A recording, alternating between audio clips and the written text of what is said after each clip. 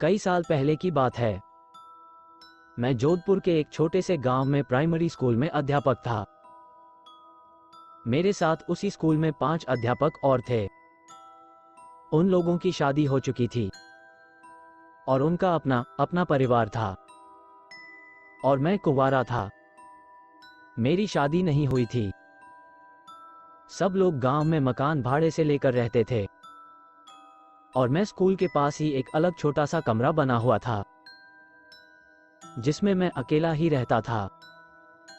School के चारों ओर खेत और झाड़ियां थी। स्कूल गांव से थोड़ी दूरी पर था। स्कूल में बिजली नहीं थी और मैं अकेला अपने कमरे में लालटेन जला के खाना बनाता और खाकर सो जाता था। तभी मेरे एक दोस्त ने बोला कि आप अपना टाइम कैसे निकालते हो? कल से हम लोग खाना खाने के बाद रात में तुम्हारे पास आएंगे। तुम्हारा भी थोड़ा हंसी मजाक में टाइम पास हो जाएगा। दूसरे दिन स्कूल से छुट्टी होने के बाद घर पर जाकर खाना वाना खा के अपने कहे अनुसार मेरे सारे मित्र रात को 10 बजे मेरे घर पर आ गए और हम लोग बातें करने लगे। थोड़ी रात बीत गई। तभी हमारे एक मित्र ने कहा कि यहाँ पर ना तो बिजली है ना तो टीवी है। हम लोग बैठकर यहाँ पर क्या करेंगे, चलो आज हम लोग थोड़ी मस्ती करते हैं। दूसरे मित्र ने बोला हम अपने साथ ताश के पत्ते लाए हैं, चलो खेलते हैं। और हम लोग धीमी लालटेन को जलाकर उसके सामने बैठकर ताश खेलना चालू कर दिया। थोड़ी देर बाद गर्मी लगने लगी तो हमने सारी खिड़कियां खोल दी तो अच्छी हवा आने लगी और हम लोग ताश खेलने में व्यस्त हो गए। तभी हमारे तीसरे मित्र ने बोला कि हमारे पास बीड़ी और माचिस भी है, बोलो तो बीड़ी सुलगाए। हम लोगों ने बोला क्यों नहीं। तो हमारे मित्र ने 4 बीड़ी जलाई। सब ने एक एक बीड़ी अपने हाथ में ले ली। तभी एक मित्र ने बोला अरे मुझे भी तो पिलाओ। हमने हंसकर बोला क्यों मजाक कर रहे हो, अभी तो तुमने बीड़ी अपने हाथ में ली थी। तो उसने बोला कि हमको तो दिया ही नहीं, हमको लगा कि यह मजाक कर रहा है और हमने यह बात हंसी में टाल दी। दूसरे दिन मेरे मित्र लोग मेरे घर पर फिर से आ गए और बीड़ी ताश के पत्ते खेलने लगे। ये सिलसिला फिर देर रात तक चलता रहा।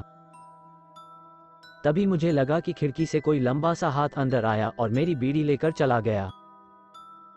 तब तो मानो कि मेरे होश उड़ गए, लेकिन उसका चेहरा हमें दिखाई नहीं दिया क्योंकि बाहर अंधेरा था और अंदर लालटेन धीमी जल रही थी। ये घटना 4-5 दिन तक मेरे साथ होती रही।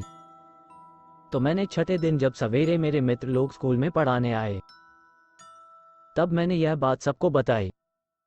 सब ने बोला हाँ मैंने भी सुना है कि स्कूल के अंदर किसी अध्यापक ने किसी कारण जहर खाकर आत्महत्या कर ली थी और उसी की आत्मा आज भी स्कूल के आसपास भटकती रहती है। तो एक दिन एक मित्र ने बोला आज हम उससे पूछेंगे कि आप कौन हो, क्या पता कोई आदमी ही हो और हमारी तरह वो भी रात में टाइम पास करने आता हो। हमने बोला कि ठीक है। रात में मेरे सारे मित्र मेरे घर आए। आज तो 5वां आदमी भी खिड़की से अंदर आकर बैठ गया। साथ में ताश खेला और बीड़ी भी पिया। जब खेल खत्म हो गया तो वो खिड़की से बाहर जाने लगा। तभी मैंने आवाज दी काका कल फिर से आओगे? उसने कुछ नहीं बोला। इतना सब होने के बाद उसने हमें कोई नुकसान नहीं पहुंचाया था। हमारे एक मित्र ने उसके मुंह पर टॉर्च जलाई। तभी मैंने उसका हाथ पकड़ लिया, लेकिन टॉर्च के सामने हम लोगों ने उसका थोड़ा बहुत चेहरा देख लिया था। वो काला काला आदमी, मटमैली सफेद रंग की धोती और मुंह पर बहुत सारे चेचक के निशान थे। सब लोग बहुत डर गए। सब ने बोला चलो गांव वालों को बताते हैं। हमने बोला नहीं, बच्चों के भविष्य का सवाल है, कोई अपने बच्चों को स्कूल में पढ़ने के लिए नहीं भेजेगा। तभी एक मित्र ने बोला चलो कल से जहां पर यह जलाया गया था वहां पर बीड़ी माचिस ताश के पत्ते रख देते हैं, क्या पता इसको भी इन चीजों में दिलचस्पी हो। दूसरे दिन हम लोगों ने ऐसा ही किया तो रात में वो अंदर खेलने नहीं आया।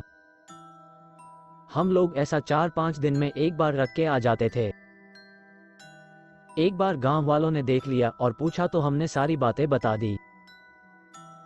तब से आज भी वहां पर गांव वाले बीड़ी माचिस ताश के पत्ते हफ्ते में एक बार जरूर चढ़ाते हैं, और आज भी वो आत्मा किसी को परेशान नहीं करती।